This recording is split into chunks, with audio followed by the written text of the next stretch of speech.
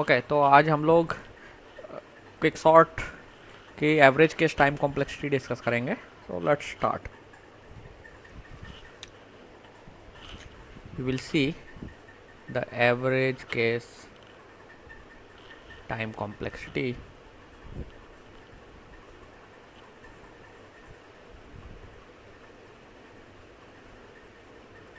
Of quicksort. बाकी की दो कॉम्प्लेक्सिटी हम लोग पहले डिस्कस कर चुके हैं। तो सबसे पहले आपको याद होगा कि क्विकसॉर्ट जो है, 1 मिनट,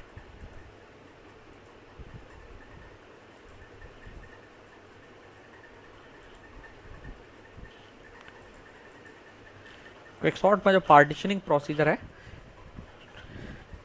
वो सम टाइम जब पिवोट एलिमेंट फाइंड करते हैं तो वो पिवोट एलिमेंट वंस, अगर क्विकसॉर्ट में पहला एलिमेंट A1 है और लास्ट एलिमेंट AN है, तो A1 से लेकर के AN के बीच में किसी भी एलिमेंट को वो पिवोट के तौर पर मार्क कर सकती है depending on the values that A1 A2 and so on AN have. Okay, तो आपने देखा था कि अगर पार्टीशनिंग वर्स्ट केस होती है, that means worst case partitioning में पिवोट आपका या तो फर्स्ट एलिमेंट होता है या लास्ट एलिमेंट होता है, या सम टाइम जो बेस्ट केस पार्टीशनिंग है आपकी वो है कि आपका पिवोट एलिमेंट एक मिडिल एलिमेंट होता है। ओके, लेकिन ये नेसेसरी तो नहीं है कि हमेशा यही टाइप के केसेस होंगे। एक्चुअली इन जनरल अगर आप देखेंगे तो पिवोट जो है ना अलग अलग लोकेशंस पर आपको मिल सकता है। तो एवरेज केस टाइम कॉम्प्लेक्सिटी में हमें पिवोट की जो सारी पॉसिबिलिटीज़ हैं कि कहाँ कहाँ पिवोट हो सकता है डिफरेंट डिफरेंट सिनारियोज में, उनको ले करके, सारे पॉसिबल केसेस को लेकर के हमें उनका एवरेज कर लेना है। That will become our average case time complexity. तो let me give you a table जिनके अकॉर्डिंग पिवोट की पोजीशंस हो सकती हैं। So let's say we have a table where we have position of the pivot, position of pivot, then we have left of pivot. So left of pivot means the number of elements that are at left of the pivot element. तो left है तो right भी होगा,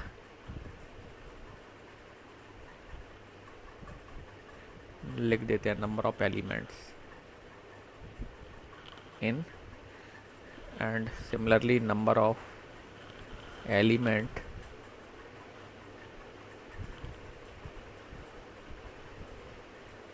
to the right of pivot.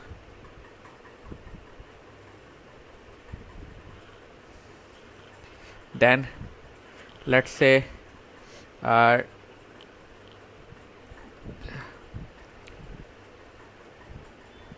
Tn, let's say I write here L in suffix to represent Tn left. So ये Tn Nl is the number of elements into the left side of the सब problem, क्योंकि आपको मालूम है कि जब partitioning होती है दो सब प्रॉब्लम क्रिएट होती हैं, एक लेफ्ट सब प्रॉब्लम, एक राइट सब प्रॉब्लम। सो लेट्स अज्यूम कि लेफ्ट सब प्रॉब्लम में नंबर ऑफ एलिमेंट्स NL है और राइट सब प्रॉब्लम में नंबर ऑफ एलिमेंट्स NR हैं। ओके, तो TNL क्या रिप्रेजेंट करेगा, लेफ्ट सब प्रॉब्लम को सॉल्व करने में जो टाइम है वो, एंड या number of steps you can से, and TNR will represent the number of steps required to solve the right problem, right sub problem. Okay, so let's list all possible cases one by one. Now सबसे पहले पहला तो case possibility ये हो सकती है कि आपकी जो पिवोट है उसकी पोजीशन 1 है। 1 का मतलब पहला एलिमेंट आपका जो let's say A1 A2 and so on AN, assuming n elements हैं आपकी लिस्ट में, तो ये n एलिमेंट्स जो हैं आपके एरे में इस तरीके से हैं जिसे आप सॉर्ट कर रहे हैं। Now let these are an index 1 2 and so on n। Now ये क्वाइट पॉसिबल है कि आपका जो पिवोट एलिमेंट है वो फर्स्ट एलिमेंट हो, दैट मीन्स पिवोट की पोजीशन अगर 1 है तो लेफ्ट में कितने एलिमेंट्स होंगे, जीरो। पिवोट के राइट में कितने एलिमेंट होंगे, ओबियसली n-1। तो लेफ्ट सब प्रॉब्लम को सॉल्व करने में टाइम आपका कितना लगेगा, t0। राइट सब प्रॉब्लम को सॉल्व करने में कितना टाइम लगेगा, राइट में n-1 एलिमेंट्स हैं, then you will require tn-1 time.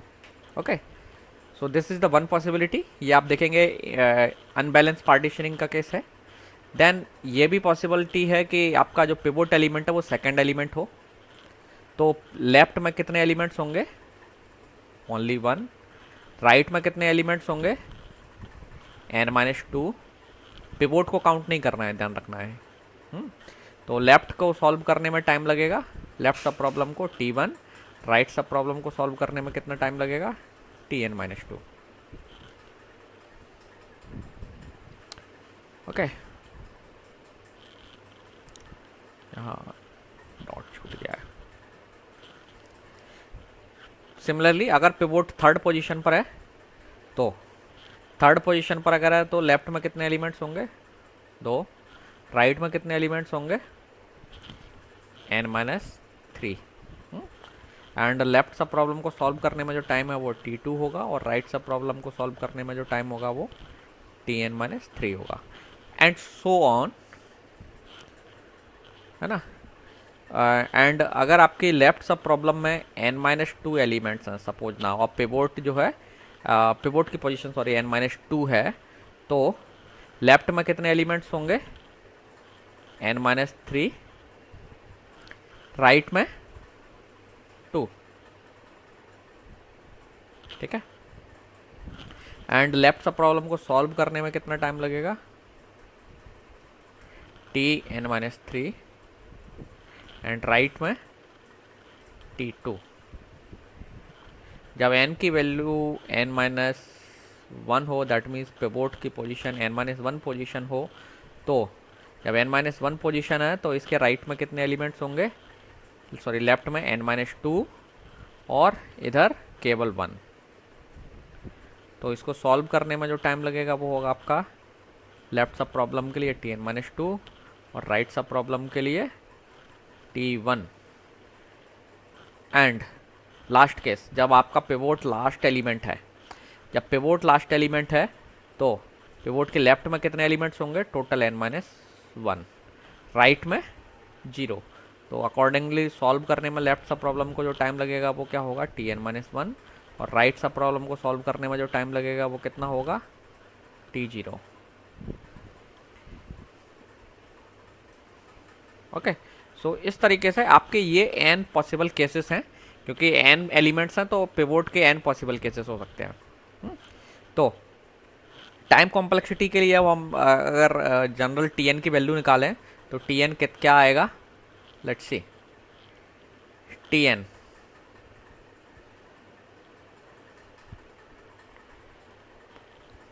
Let's assume average case में जो टाइम कॉम्प्लेक्सिटी है वो tn है। तो tn क्या होगा, पहले कोई भी पॉसिबल केस जनरेट हो, सबसे पहले आपको एक बार क्विक सॉर्ट को कॉल करना पड़ेगा, है ना।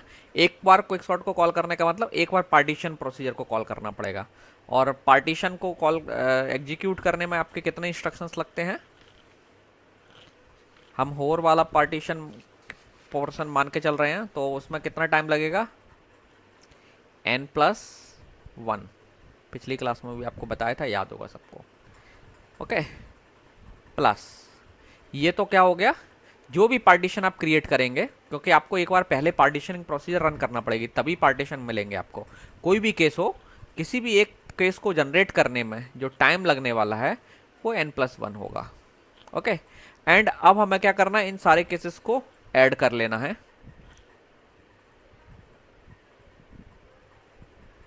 तो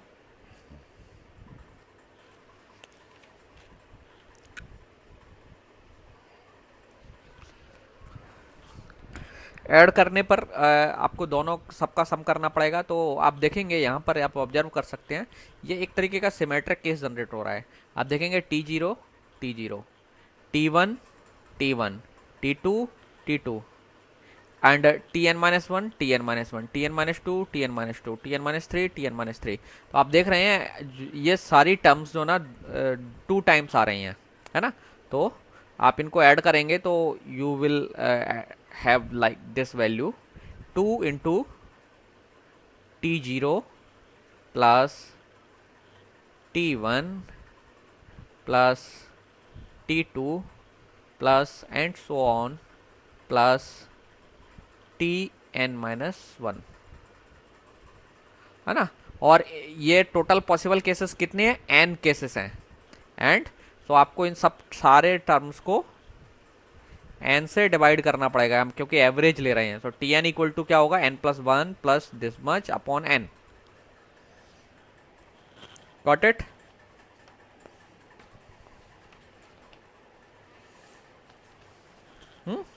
तो हम इसे थोड़ा सा सिंप्लीफाई कर लेते हैं। एन इधर भेज दीजिए, सो आपके पास हो गया n T n equal to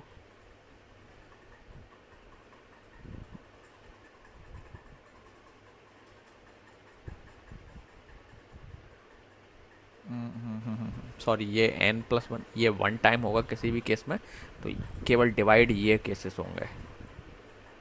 ठीक है, ये तो हम मान के चल रहे हैं कि कोई भी केस हो एन प्लस वन, ये तो ऑलरेडी इतना ही आएगा, नहीं तो सारे केसेस के लिए एन टर्म्स वाले ये एक तो ऑप्शन ये है कि आप हर एक के लिए n plus one, n plus one, n plus one इनमें लगने वाला है। तो n plus one divide n into n plus one करेंगे सबका, तो डायरेक्ट आप एन प्लस वन ले लीजिए। समझ में आया ये टर्म, मैंने एन क्यों हटाया, यहाँ से एन क्यों नहीं लिख रहा हूँ मैं। आप कोई भी केस एक उठा लीजिए, let's say this case.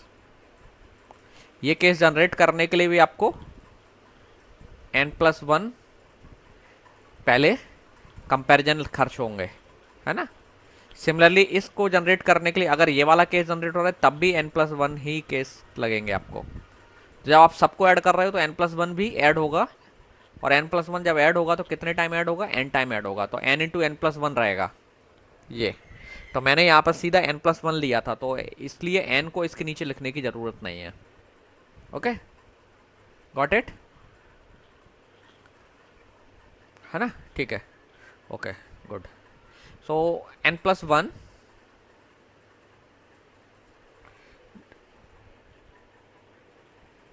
Into n आ जाएगा, क्योंकि इसके नीचे से एन नहीं था, तो जब आप एन इसको इधर ले जाएंगे, एन इधर ले जाने का मतलब पूरी टर्म में आप एन से मल्टीप्लाई कर दीजिए, क्योंकि मैं ये इस एन को हटाना चाह रहा हूँ।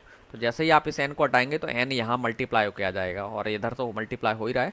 तो आपको क्या मिलेगा, n into T n equal to n into n plus one plus two T zero plus T one plus T two plus dot dot dot dot and so on plus T n minus one. So you can call it some equation number 1. Let's call it equation number 1. Okay, so ये equation आपकी एक recursive equation है एक तरीके से देखें तो recursive equation को सॉल्व करने का एक तो ऑप्शन है कि आप सब्स्टिट्यूशन मेथड लगाइए, लेकिन इसे सब्स्टिट्यूशन मेथड से आप सॉल्व करने जाएंगे तो काम डिफ़िकल्ट हो जाएगा, क्योंकि मल्टीपल टर्म्स हैं टी की। तो हम इसे दूसरे तरीके से सॉल्व करेंगे। तो पहले हम क्या करते हैं, एक ट्रिक अपनाते हैं, हम इसी इक्वेशन में से एक और इक्वेशन बनाते हैं। एंड वो कैसे बनाएंगे, so put n equal to put n minus one for n in one. ये जो इक्वेशन वन है इसमें हम एन की जगह पे एन माइनस वन रख देते हैं, तो आपको एक और इक्वेशन मिलेगी जो कि करेक्ट होगी। तो एन की जगह पे हम एन माइनस वन रख देते हैं इस इक्वेशन में, तो हमें क्या मिलेगा, n minus one into T n minus one plus यहाँ पर क्या हो जाएगा, n minus one, sorry plus नहीं है ये, इक्वल टू होगा, इक्वल्स यहाँ पर क्या हो जाएगा, एन माइनस वन इंटू, जब n की जगह पे n माइनस वन रखोगे और ये प्लस वन है तो अल्टीमेटली यहाँ क्या बचेगा, n प्लस ये कितना हो जाएगा 2 इंटू, अब अगर आप देखें ये जो सीरीज है एक तरीके से ये n-1 तक जा रही है ना। तो ये कब था जब n की वैल्यू n लेके चल रहे थे, लेकिन अब हर में n की जगह पे n-1 रखोगे तो ये सीरीज क्या हो जाएगी n-2 तक जाएगी। That means you will have t0 plus t1 plus t2 plus and so on plus n-2। n-2 क्यों आएगा, क्योंकि आप n की जगह पे n-1 रखेंगे तो n-1 और -1 n-2 हो जाएगा। Got it. Let's call it equation number 2, है ना। नाउ हम क्या करते हैं, now subtract equation 1 from, sorry 2 को घटाते हैं, सब्ट्रैक्ट 2 फ्रॉम 1, इक्वेशन 1। तो इक्वेशन नंबर ये जो सेकंड हमने जनरेट किया इसे 1 से घटा देते हैं, तो आपके कई सारी टर्म्स जो ना कैंसिल हो जाएंगे and you will get A simplified term. So let's subtract it. तो आप जब सब्ट्रैक्ट करेंगे तो राइट लेफ्ट साइड में क्या बचेगा n into, sorry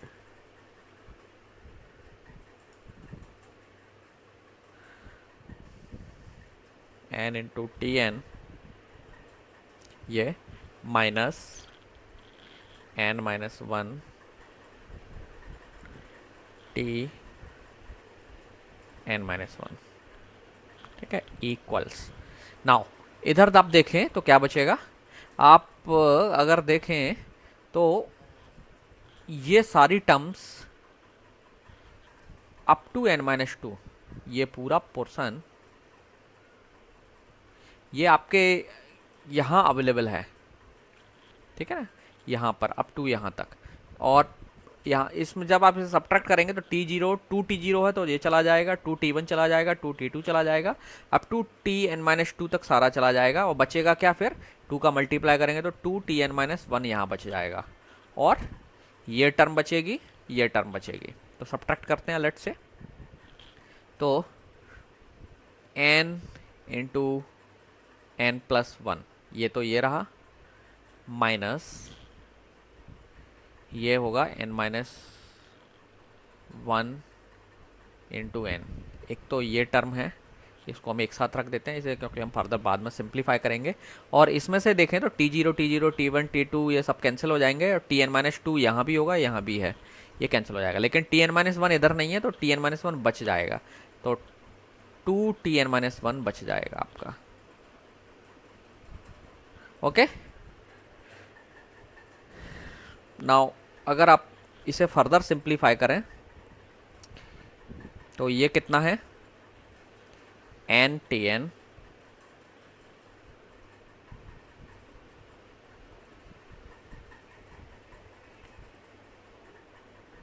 minus n-1, ये सिंप्लीफाई अभी नहीं होगा, tn-1 राइट साइड सिंप्लीफाई होगी, लेकिन इक्वल टू इसमें क्या बचेगा, ये होगा आपका n², नहीं जीरो नहीं बचेगा, n² plus n minus,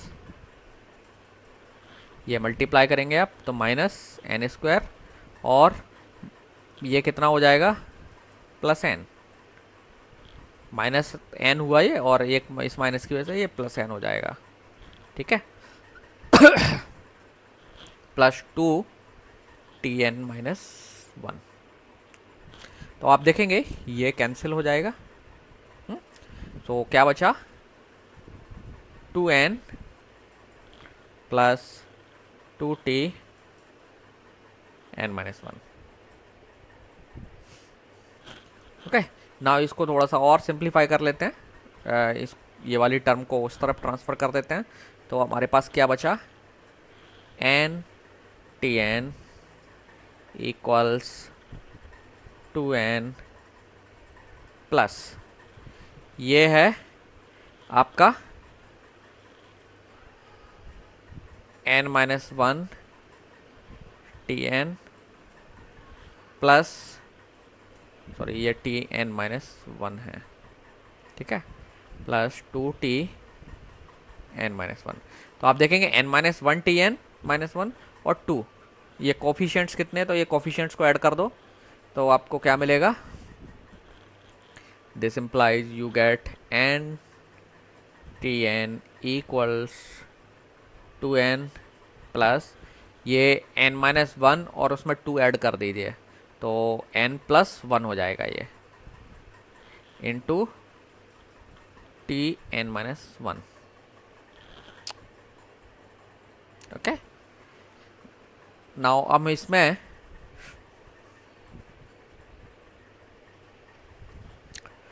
you can call it इस equation number let's say 3। Now एक काम और अब हम करते हैं इसमें, इस इक्वेशन में दोनों साइड से दोनों साइड को n+1 से डिवाइड कर देते हैं। तो जब आप इसे n+1 से डिवाइड करेंगे then what you get,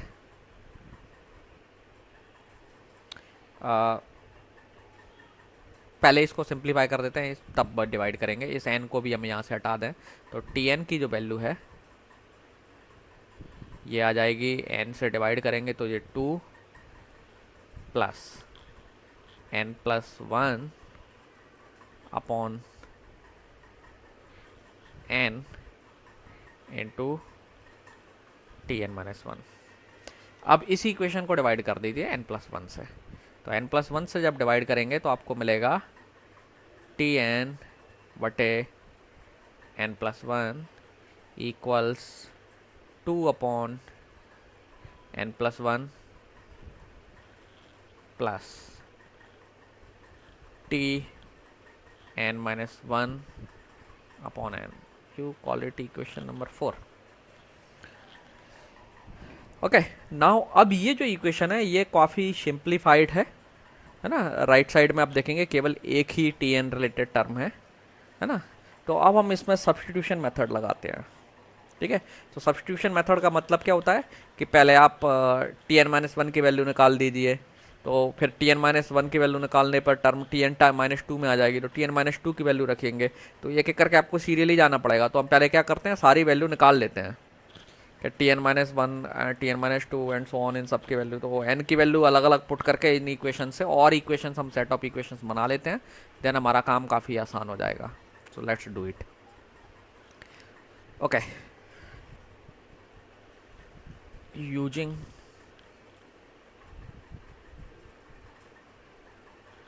substitution method,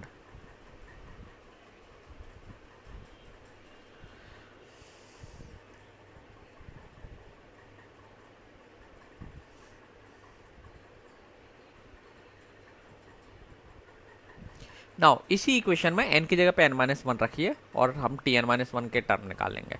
ये इक्वेशन tn-1 के लिए निकाल लीजिए। तो tn-1 हम जब इसमें रखते हैं तो यहाँ हो जाएगा tn-1, यहाँ कितना रह जाएगा, n की जगह पे n-1 रखना है तो n-1 प्लस 1, तो आपको क्या बचेगा n इक्वल्स, यहाँ क्या बचेगा 2 अपॉन n प्लस ये कितना हो जाएगा tn-2 हो जाएगा, क्योंकि n की जगह पे n-1 रख रहे हैं हम। एंड नीचे क्या बचेगा n-1। सिमिलरली इसी इक्वेशन में n की जगह पे n-2 रखिए, तो जब n-2 रखेंगे तो आपको क्या मिलेगा tn-2 अपॉन n-1 इक्वल्स, अगर कहीं गलती हो मुझसे तो बता दीजिएगा आप, 2 upon n-1 plus tn-3 upon n-2, ठीक है। आप लिख सकते हैं पुट n-1 फॉर n इन 4 और यहाँ पे पुट n-2 फॉर n इन 4। ये ऐसे आ रहे हैं, ठीक है। यहाँ मैं साइड में कमेंट लिख देता हूँ तो आपको कभी बाद में ज़रूरत पड़े तो आप इसे रेफ़र कर सकें। Okay, let me change the colour now. एक कलर काफ़ी टाइम तक हो गया। ओके, सो अब आगे आप n की जगह पे n-3 रखेंगे तो आपको मिलेगा Tn-3 अपॉन, यहाँ आ जाएगा n-2 equals 2 upon n-2 plus, हाँ बताओ।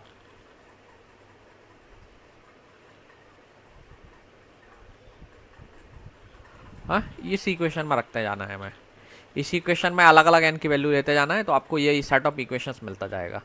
और ये इक्वेशंस आपकी अल्टीमेटली हम नीचे तक लेते जाएंगे 1 0 1 2 तक, 1 तक एक्चुअली n की वैल्यू को, T0 T1 तक सारी वैल्यूज हम निकाल लेंगे इससे, T0 T1, और फिर सबको सम करेंगे तो हमें फर्दर और सिंप्लीफाइड इक्वेशन मिलेगी। ठीक है, एंड सो ऑन। अब आप यहाँ पर पैटर्न देख सकते हैं और इस पैटर्न के बेस पर आगे की वैल्यूज लिख सकते हैं। तो लास्ट में आपको मिलेगा T3 अपॉन 4, क्योंकि ऊपर जो वैल्यू है नीचे उससे एक ज़्यादा है, n-2 है, जैसे n-3 है तो यहाँ n-2 है, इक्वल टू 2 अपॉन 4, यहाँ 2 का डिफरेंस है, इसी से आप डेराइव कर लीजिए, प्लस यहाँ पे 1 का डिफरेंस है, तो ऊपर T2 अगर है, इसमें रिलेटिव डिफरेंस भी देख सकते हो आप, यहाँ 3 है तो यहाँ 2 है, एक कम है ना, T2 अपॉन 3। नहीं तो आप जैसे यहाँ पे n की वैल्यू 3 रखेंगे, सीधा यहाँ पे आप समझ में आ रहा होगा, यहाँ पे मैंने n की वैल्यू 3 ली है, तो n की वैल्यू 3 लेंगे तब 4 में e रखेंगे तो आपको ये मिलेगा। जब आगे मैं साइड में लिख देता हूँ नोट में, n की जगह पे आपको क्या रखना है, n-3 में, इक्वल टू नहीं लिख रहा हूँ टर्म, इक्वल टू इसलिए लिख रहा हूँ क्योंकि आपको n की जगह पे, सॉरी n-3 नहीं 3 लिखना है।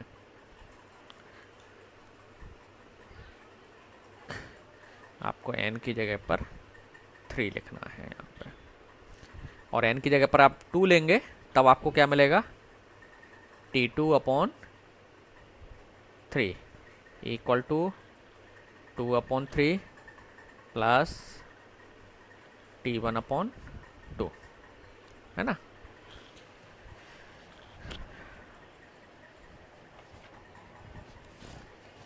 और जब n की वैल्यू 1 लेंगे, जब n की वैल्यू हम 1 लेंगे तो हमें क्या मिलेगा, T1/2 equal 2/2 plus T0।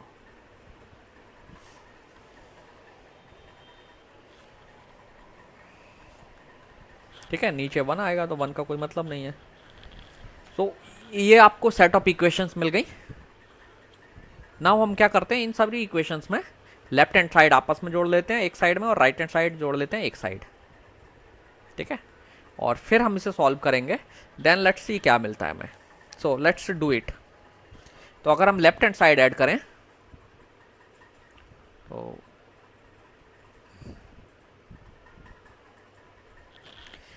Left hand side में ऐड करने पर हमें क्या मिलेगा वो मैं लिख रहा हूं, Tn अपॉन n+1 प्लस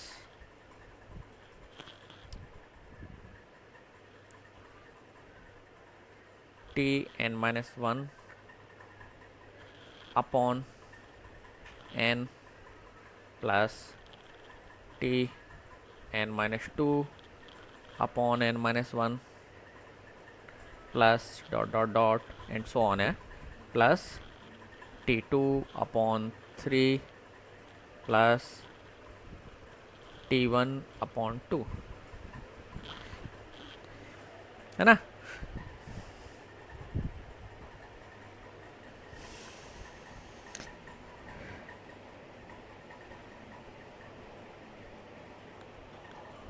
ठीक है,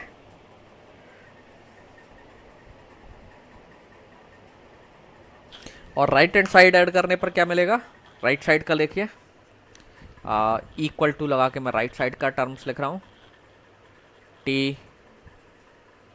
Tn-1 upon n plus Tn-2 upon n-1 plus and so on, plus T2 upon 3 plus T1 upon 2 plus T0 plus ये जो नंबर्स मिलेंगे ये साथ में, ये तो अभी हमने टी की टर्म्स ऐड लिखी है इस साइड, अब नंबर्स को लिख लेते हैं एक side, plus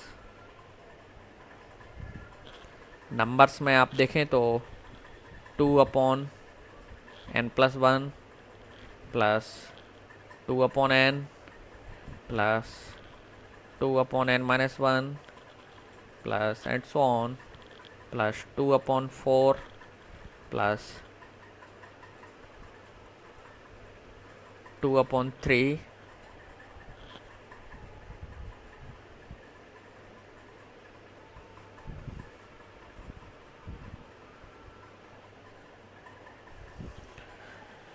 okay.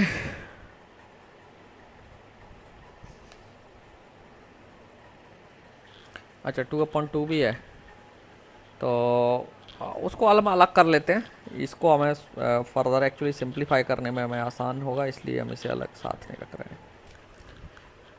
Let's say 1 को हम अलग कर लेते हैं, 2/2 मतलब 1 है ना, यही तो है, ठीक है ना। नाउ अब आप देखिए दोनों साइड से कुछ कैंसिल हो सकता है, डेफिनेटली यस। देखिए ये जो टीज हैं सारे सबके सब, ये यहाँ से यहाँ तक, ये राइट हैंड साइड में भी है, let me change the colour, और यही पार्ट लेफ्ट हैंड साइड में भी है। तो आप इस पूरे को कैंसिल कर दीजिए इतने से, ये एंड ये कैंसिल हो जाएगा, तो क्या बचेगा,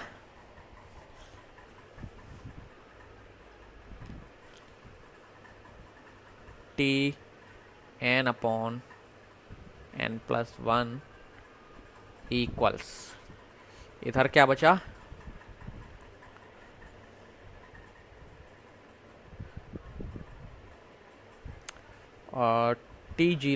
T0 को हम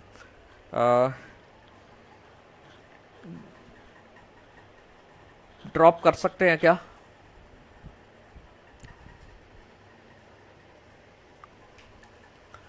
एक मिनट, हम 1 को एक 2/2 ही लिखा रहने दें, इक्वल टू, अब इसको ज़रा थोड़ा सा और सॉल्व करिए, हमारे पास क्या है, 2/n+1 plus 2/n plus 2/n-1 plus dot dot dot plus 2/4 plus 2/3 plus 2/2, और ये T0 भी बचा है ना, इतना बचा। दोनों साइड से n कॉमन निकाल लो, सॉरी 2 कॉमन निकाल लो इस साइड से, तो अगर आपने जैसे ही 2 कॉमन निकाला तो आपके पास एक हार्मोनिक सीरीज बचेगी, वो क्या है,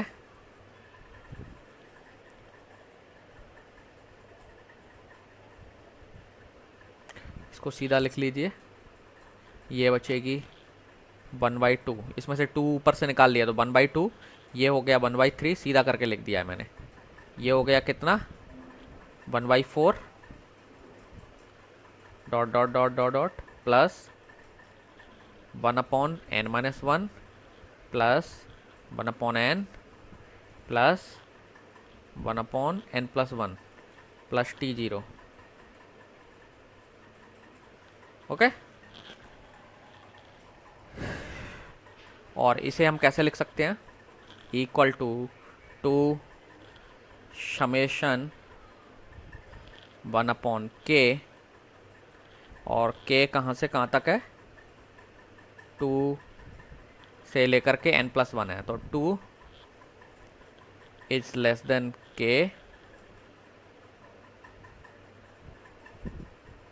लेस देन इक्वल टू होगा, ठीक है, 2 is less than equal to k, और k इक्वल टू है less than equal to n+1, मतलब कहने का है k की वैल्यू 2 से n+1 के बीच है, और plus T0।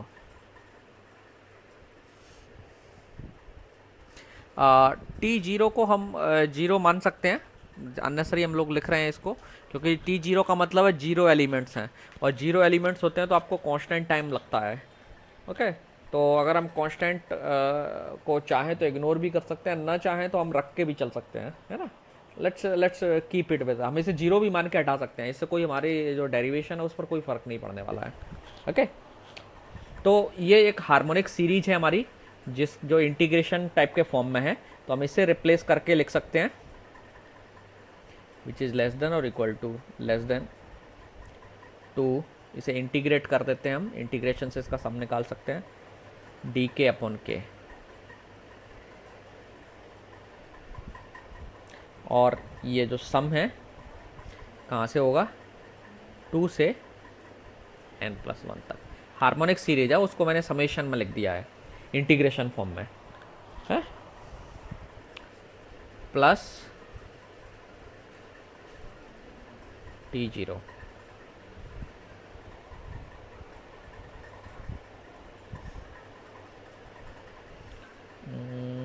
Less than equal to लगा देते हैं, लेस देन अकेला नेसेसरी नहीं है। Now what about this integration, इस इंटीग्रेशन को कर दीजिए। इंटीग्रेशन आप जानते हैं इसका कितना होगा,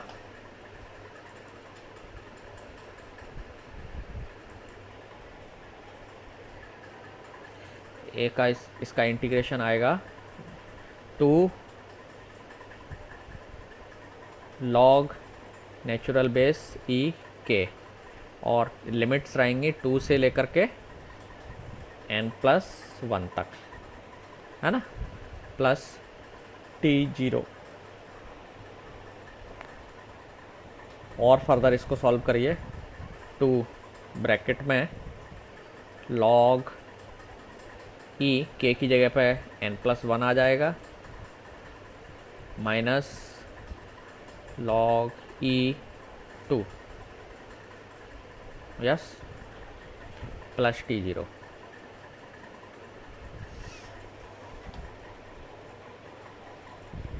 और ये जो वैल्यू है ये किसकी है, हमारे Tn अपॉन n+1 की, लेस देन इक्वल टू 2, इसको मल्टीप्लाई कर लीजिए, log E n+1 minus 2 log E base 2 plus, let's make it C0, है ना, इसका वो ख़त्म कर देते हैं इसको, बार बार T0 की जगह पर C0 लिख दें। अब n+1 का दोनों साइड मल्टीप्लाई करेंगे तो आपको मिल जाएगा Tn इज़ लेस देन और equal to 2 into n+1 log E n+1 minus 2 n+1, यहाँ भी मल्टीप्लाई होगा, log E2 plus n+1 C0 को हम Cn लिख सकते हैं, let's assume n+1 into C0, या सीधा ऐसे ही छोड़ देते हैं, कोई ज़रूरत नहीं, हम उसको वैसे भी ड्रॉप कर देंगे इस टर्म को, n+1 इंटू C0, ये आपका टर्म आ गया। नाउ इसमें आप देख सकते हैं ये एक्चुअली पॉलिनोमियल है जो बाउंडेड फंक्शन है, लॉग आपका लॉगरिथमिक बेस्ड फंक्शन से बाउंडेड होते हैं, ओके, और बाउंडेड फंक्शन है, और बाउंडेड फंक्शन में भी हमेशा जनरली हम for sufficient large and dominating term लेते हैं, तो हम मैं लिख देता हूँ for sufficiently large value of n,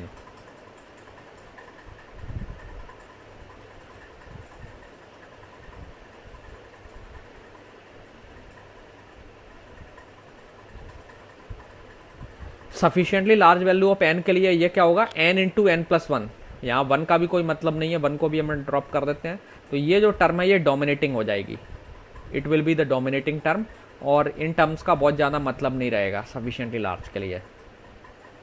so sufficiently large n के लिए Tn इज लेस देन और equal to, you can say that हम 2 को की जगह पर 2n+1 की जगह पर हम एक कांस्टेंट ले लेते हैं जो जिसका मतलब है cn, let's say cn log e n+1 की जगह पे भी हम n ले लेते हैं। सफिशिएंट लार्ज के लिए n और n+1 में ज़्यादा अंतर नहीं होने वाला है ना, बहुत ज़्यादा अंतर नहीं होने वाला है for large value of n।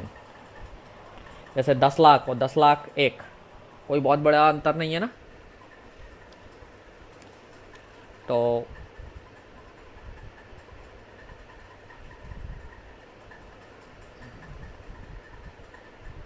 हमारा n जो है ना ग्रेटर देन और इक्वल टू 0 है, एक्चुअली पॉजिटिव है ना। सो दैट मीन्स आप देख सकते हैं it is a bounded function, so that means you can write Tn equal to theta n log n, और log का बेस e है,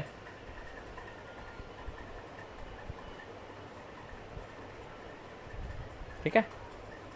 अगर आप बाद में चाहें तो ये log के बेस को भी बदल देंगे, 2 में भी बदल सकते हैं, उससे कोई फ़र्क नहीं पड़ने वाला है। 2 में भी बदलेंगे तो कुछ कांस्टेंट टाइम फैक्टर आता है।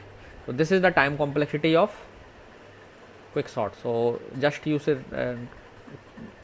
you can write theta n log n. This is the average case time complexity of quick sort। और आप देख सकते हैं यहाँ पर जो कांस्टेंट इन्वॉल्व था ये बहुत बड़ा कांस्टेंट नहीं है। मर्ज सॉर्ट में ये कांस्टेंट जो इन्वॉल्व होता है साथ में ये काफ़ी बड़ा कांस्टेंट होता है, ओके। तो इसलिए जो क्विक सॉर्ट है वो एवरेज केस उसका n log n टाइम है, और ये जो कांस्टेंट है जो साथ में इन्वॉल्व है क्विक सॉर्ट में, ये मर्ज सॉर्ट के कंपैरिजन में छोटा होता है। और दूसरा एडवांटेज क्विक सॉर्ट का ये भी है कि क्विक सॉर्ट में जो सॉर्टिंग होती है वो इन प्लेस सॉर्टिंग होती है। तो इन प्लेस सॉर्टिंग का मतलब है कि आपका जो एक्चुअल एरे है, जैसे ये एरे है और इसमें ये एलिमेंट्स हैं आपके A1, A2, A3 and so on, ये मेमोरी में कहीं स्टोर होंगे, लेट्स से इस तरीके से लोकेशंस हैं। तो एरे जो है ना, जो आपकी एल्गोरिथम है, इन एलिमेंट्स को यहीं पर आपस में इंटरचेंज करके depending on the partition procedure interchange करके सॉर्ट करती है।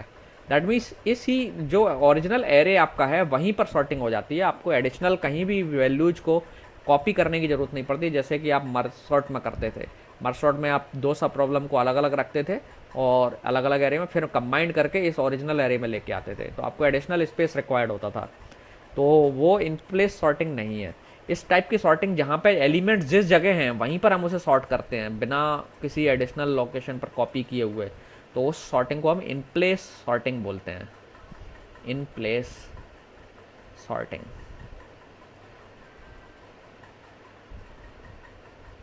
ओके। तो क्विक सॉर्ट आपकी इन प्लेस सॉर्टिंग करती है, पहली चीज़। दूसरा एडवांटेज है क्विक सॉर्ट में जो कोफिशिएंट इन्वॉल्व है एवरेज केस में और बेस्ट केस में वो स्मॉलर है in comparison to merge sort. So that's why quick sort is more efficient in comparison of merge sort, okay. So इसलिए ज़्यादातर एप्लीकेशंस में मर्ज सॉर्ट की जगह पे क्विक सॉर्ट को प्रेफर किया जाता है, okay. And further there are some more versions of quick sort that always result in average case time complexity that is n log n। क्योंकि जैसे फॉर एग्जांपल एक रैंडमाइज्ड क्विक सॉर्ट है, I am having slides, so let me show you the slides. जो randomised quick sort है, if sorry